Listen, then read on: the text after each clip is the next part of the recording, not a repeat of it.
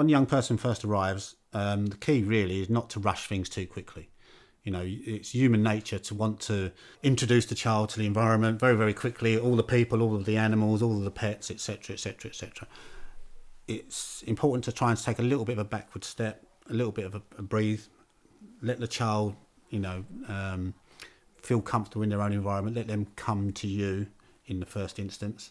And from there you can hopefully then begin to build exactly what, how it's going to work going forward. One word, routine. We're trying to establish a routine. Routine gives people security, a feeling of security. I try not to start new children with a handful of rules. I try to call them expectations. These are my expectations rather than rules, because I think you just wouldn't do it with your own children. You wouldn't say, these are our house rules. Don't complicate things.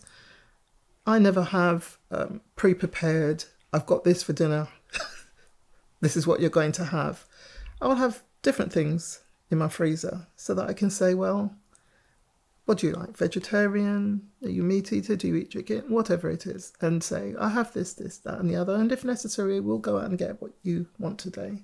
When I was first introduced to the family, when I showed up at their door with a suitcase and that's about it, it was the fact that they brought me in straight away. They asked me what I wanted to do, whether I wanted to sit down and play video games with their son or be able to go into my room and do what I wanted and spend time alone.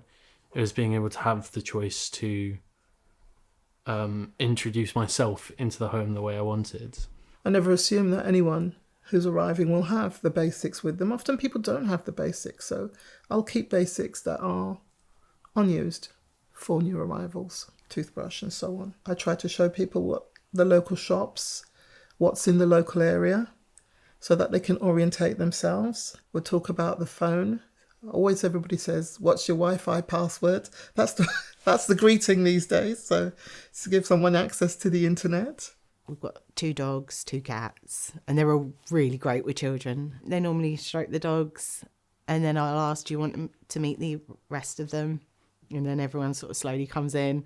Well, the older ones slowly come in. The young ones tend to just run in and say, do you want to play with my toys? And we just check occasionally on the first couple of weeks in at night time just to make sure they're okay, because night can be quite tricky for a lot of children.